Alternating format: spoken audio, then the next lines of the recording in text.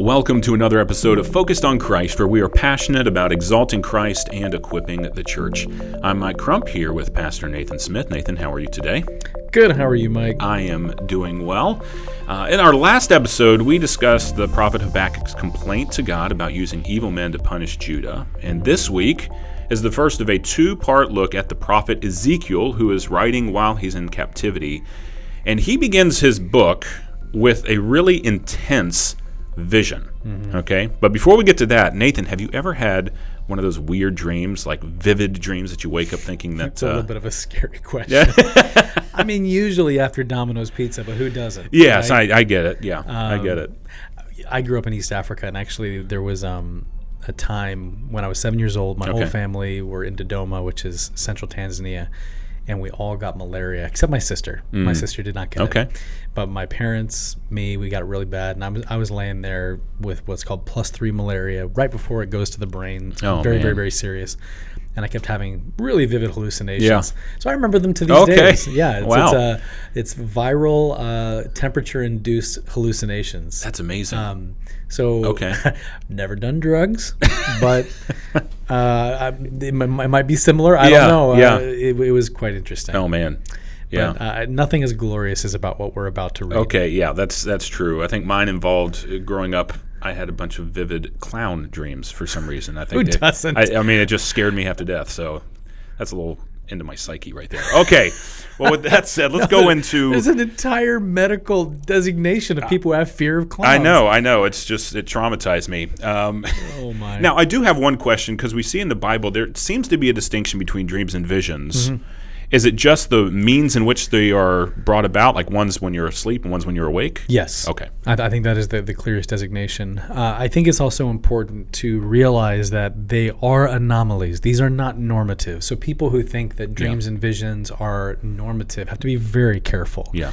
There's a mission movement right now, of which, especially in the Arab and the Middle Eastern world, where people are coming to Christ via dreams and visions. Yeah. And I'd like to make a comment on that. Yeah. I do think that God is using them. I even talk to people. Yeah.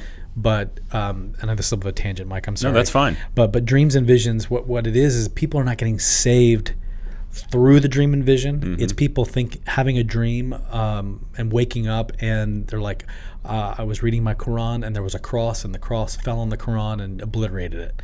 This is a real life testimony of a pastor in North Africa, and that did not save him. But he was so disturbed by it, he started pursuing, like, well, what is this cross, and who is the person that was standing behind it, and it just. So it leads to a pursuit of truth. Exactly. Okay. So dreams and visions today are more like God using different things to spur someone to pursuit. The dreams and visions of the Old Testament, these are examples of specific divine revelation. Okay. So just so that we're clear on terms. No, that's good. Vision and dreams in the Old Testament through the prophets, these are divine revelation. This is God speaking, and it is Scripture. Okay. Differentiated from dreams and visions today that are different ways that God moves in sometimes strange ways to prompt someone to pursue Him. Gotcha. Thank you. No, that's very good. And I think it's helpful because we are, for the next few episodes, we're going to be looking at some dreams, some visions, and it's helpful to have that context. Yes. So thank you for that. What do we know about the prophet Ezekiel himself before we get into this? All right, just a little bit of background. Ezekiel is a prophet who is exiled to Babylon in 597 BC. Okay, so this is roughly 600 years before Christ is born. Remember that the northern kingdom has fallen, the southern kingdom just fell, and he is part of this group that is taken to Babylon. Okay. Now, what does this say about Ezekiel?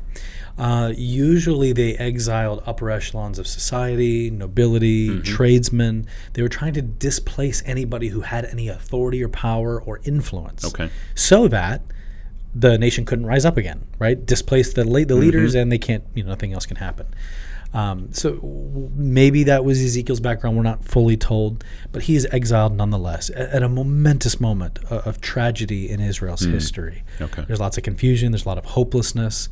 You also have Ezekiel right there around the time of Daniel as well. So you have a lot of contemporaries and fellow exiles that are at this time. Okay.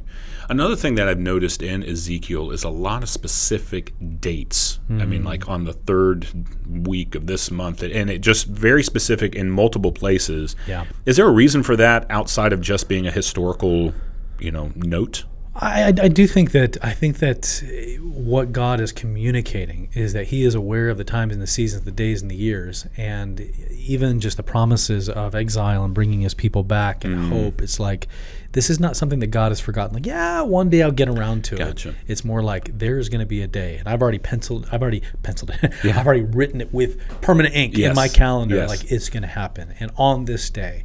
Now, did they know exactly what those days were? No, but it's God communicating. Like, I'm aware, I know the time, and I am working my plan on a very specific purpose. Okay, very good. So let's jump into Ezekiel's first vision. It is just Strange. wild. It is wild. So here we have in Ezekiel 1, we see that he sees these things. In verse 5, it says, the likeness of 4 living creatures. Now it says that this is a likeness, and we see that word throughout. So are these actual creatures, or are these are symbolic images of something? I think that, well, let me tackle it from a couple different angles. Yes, yeah. Because I know that when people read this, they go, this is just strange. Yeah. I mean, it's very alien. It's very, maybe even disturbing. Anytime a Christian artist tries to capture this image, it just comes off as strange. I've never seen a good drawing. With all respect to our artists out there, this is a very, very challenging text. When we look at these 4 faces, the human, the lion, the ox, or the eagle, a little bit of human history context, and that is these 4 animals play prominently in any culture. Let me give an example. Obviously the human. Why? Because it's representative of our human race. The lion, on flags, on and any type of emblazonments, ancient, associated with royalty, with royal houses.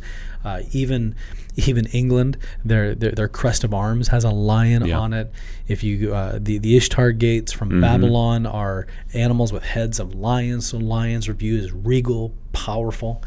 The ox, oddly enough, but the ox has always been also an object of worship. When the Israelites came out of Egypt, what did they do? The first gods that they crafted were golden oxen. Yeah.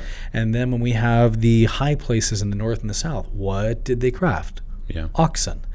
And the idea there was that the lion is regal, the ox represents the till of the earth, the kind of the life of the earth, that brings forth the life. And then the eagle. Look at the Roman crests, ancient Rome, and the eagle that was on top of their flagpoles. Look at our own nation here today. The U.S. is heavily indebted to Roman civilization.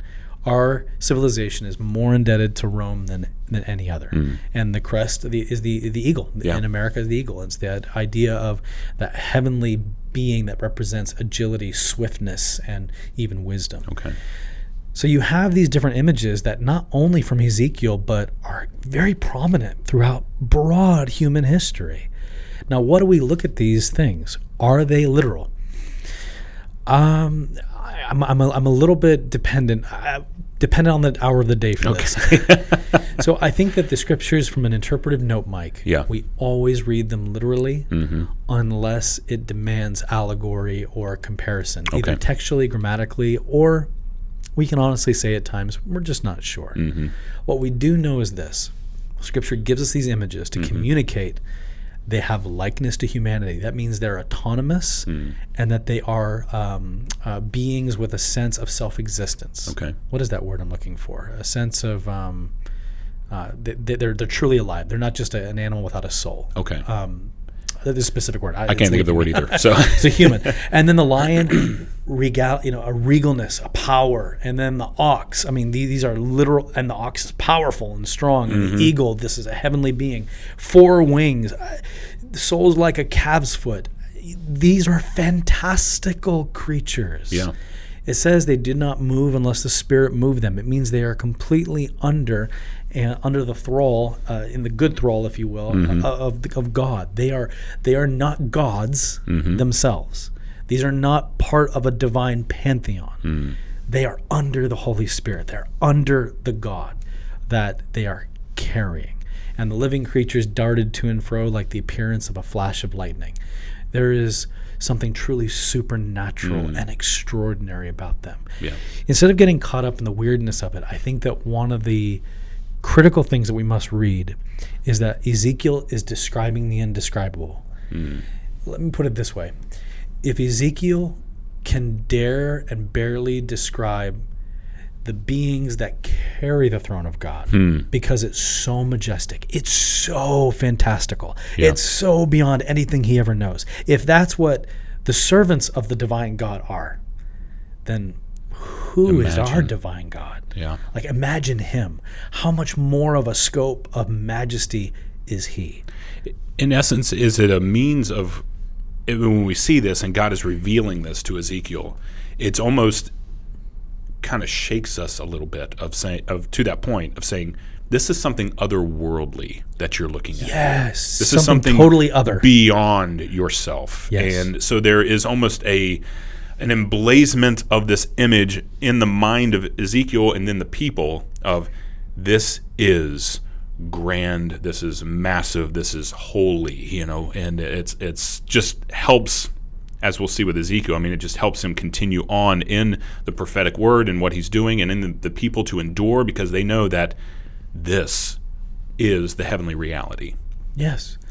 I think that it's also important to remember, in the Babylonian world and in this ancient world, these are the beings that are worshipped. Remember, so these are the beings that are worshipped. They worship these kind of quasi-human figures, oxen, lions. These are the images of the Near Eastern gods. Yeah.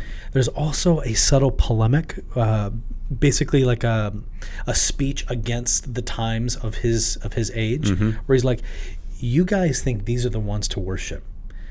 No. These are the ones that are carrying the one who should be worshipped. Yeah. Like, he's elevating not only the Israelites, he's like, these gods who they think they're worshiping, these aren't gods. At most, they're divine, powerful beings, but they are the ones carrying God. And that's who we see. Gotcha. So there's a lot of beauty and subtlety here. Definitely. Any comment on the wheels? Because this wheel within a wheel and the eyes on them and all those kind of things. They seem to be very three-dimensional, not just your single plane wheel. They almost have a gyroscopic sound, like a turning wheel with inside. I think what you have, it sounds very Marvel-ish, but a little bit of a quasi-dimensional look. Okay. You're not only a single plane wheel, you've got them at perpendicular axes to them. They're turning, they're spinning wheel within a wheel.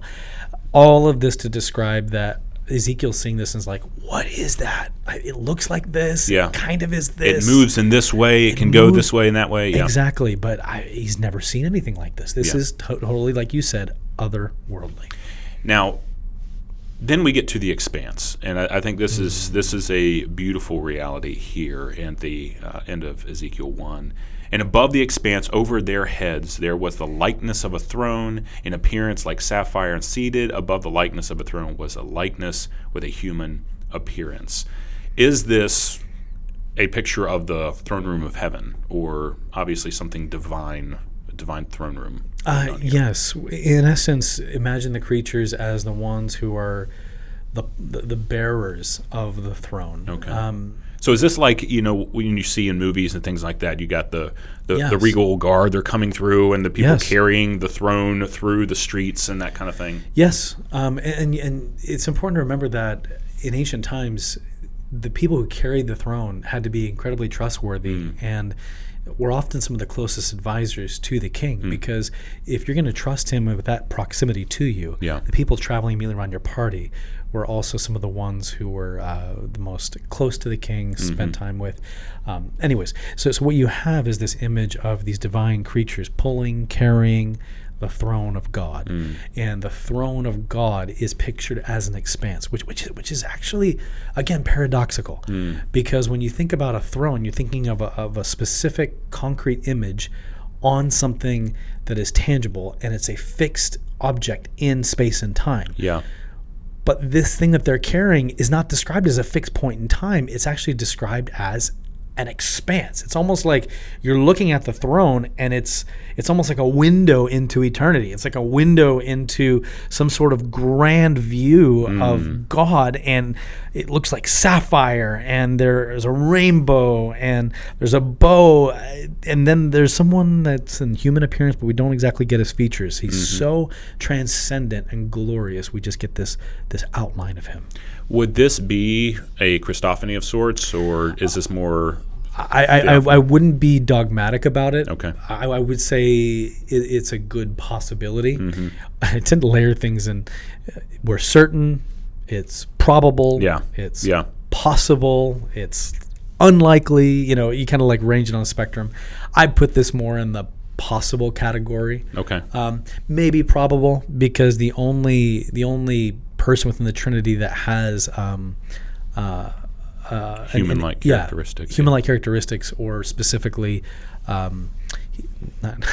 incarnation. I almost said incarceration.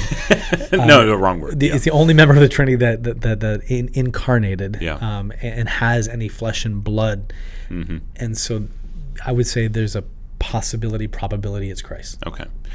So when we see this, we see, this just majestic image, power and authority is just exuding from this. We see the expanse, which is just a window into eternity, and someone standing in the midst here. Why go through all the trouble of showing this image to people? It is one of the things. Why not just, God is in the heavens and da-da-da-da, and more of some of what we see maybe in the Psalms or things of that nature. Why use such vivid imagery? Whenever you start with the majesty of God and you say, wow, and then when he speaks, you're a lot more willing to listen, right? In other words, if it's just you sitting across the table and you give me a prophecy, I'm going to be like, Mike, what are your credentials? As you should. Right? Yeah. And, you should, people should ask that even as we listen to us. Yeah. But if you look at God, and all of a sudden you see that, wow, the cosmos and the stars and the elements themselves are in his fingertips and in his hands. When he speaks, you go, I'm listening. Yeah. And that's what he's laying. He's laying down an authority here, which is fascinating. He doesn't say, here I am, Ezekiel, of the tribe of da-da-da-da, and here are my degrees, and here's my family position, and here's my proven eloquence, and therefore listen to me. He's like, here I am, Ezekiel. I want to tell you what I saw. I saw this God, and then this God spoke, and here's what he said. Yeah. All of a sudden, the authority epicenter moves off of Ezekiel. And it's like, if you people of Israel choose to disobey what that God said that I just described, who sits above the creatures, who sits above the ones whom these nations worship, if you choose to go against him, you're contending with him. And that's a fearful thing to be. That is a fearful thing. And I think also in the heart of Ezekiel, being able to see this and internalize what he has just witnessed, it brings about a boldness for the message that he is proclaiming. And I think about it, and I loved this as I was reading through Ezekiel 3. God is just telling him, hey, but the house of Israel will not be willing to listen to you, for they are not willing to listen to me, because all the house of Israel have a hard forehead and a stubborn heart. Behold, I have made your face as hard as their face, and your forehead as hard as their foreheads. And so God is basically saying, I'm going to make you as stubborn as them. And I often wonder if the reality of seeing this vision, I know what I saw, and so you're not going to change my mind. I'm going to continue to pursue obedience to this mighty, holy God. And so I know for me, it's almost convicting, because it's like we have full revelation of the Scriptures, but am I that stubborn in obedience to the Lord, or do I, It's a great observation, Mike. I'm not sure I ever noted that verse. Yeah. I think it's a great insight. And the answer is, it does seem that we have spirit empowerment of, I'm going to make you just as stubborn for the truth as they're as stubborn about disobeying the truth. Yeah. And then I love verse 15. He sits there overwhelmed for 7 days. Yeah. It makes me feel good sometimes, He's like, God's like, hey, here's what I'm going to show you, Revelation, and here's what I want you to do. And you might be like, where's a corner? I'm going to go there and eat ice cream. I just need to, I sit in a dark corner and just really process this for a while. I get this image of Ezekiel sitting in a corner with a plate of baklava and just sitting there like, I'm depressed and overwhelmed. And I don't know what to think about. I don't know where to go from here. Oh, man. Yes. Yeah. So with that said, what does this mean for us today? Where does this connect to Christ and our walk with Him in the New Covenant? Well, the book of Ezekiel is remember, it's setting up with grand imagery of God has this redemptive purpose. The whole point of Ezekiel is confrontation, but also something that culminates in hope. And the way that Ezekiel ends, and I'm going to leave it on a cliffhanger there. We'll get to that next time. Yes. But the way that Ezekiel ends and the way the book builds is very much God has spoken. He is going to bring restoration. And there's going to be redemption. And it's going to come to a point. And we know that Christ is that point. Yeah. But there's this waiting period. And if anybody's reading through the Bible with us here at Heritage, you know that we're at that point where it's like Isaiah, Jeremiah, Ezekiel, Daniel. Can we please get to Jesus? Yes. We start feeling the sense of, and it was just articulated to me, this very emotion, this sense of like, I just want to get out of these prophets and get to Jesus. You're kind of experiencing through reading just a microcosm of the waiting that they had to go through, this waiting and expectation of, I'm longing for that revelation of the one who they talked about for decades and centuries. Amen. And we do long for that day, even now, for His return in the full revelation. Amen. Well, Nathan, thank you again. What a fun discussion. And we're going to continue to talk about visions and dreams and those kind of things. Next episode, we're going to continue our conversation about Ezekiel as we look at the visions of dry bones and the new temple, which is just a fascinating passage to read through. If you have questions about this or anything else, please Send let them us to know. Mike. If you have any question about anything else, anything. Question about the animals or the temple or the bones or the visions, just send them to Mike. Thank you so much. Mike has clairvoyance. Yes. Okay, sorry. Conclude. Done. Are you done? I'm done. Okay, thank you. You can email questions to questions@focusedonchrist.com, and I will forward them to Nathan. Finally, for links to videos, articles, and more, don't forget you can visit us online at our website, focusedonchrist.com.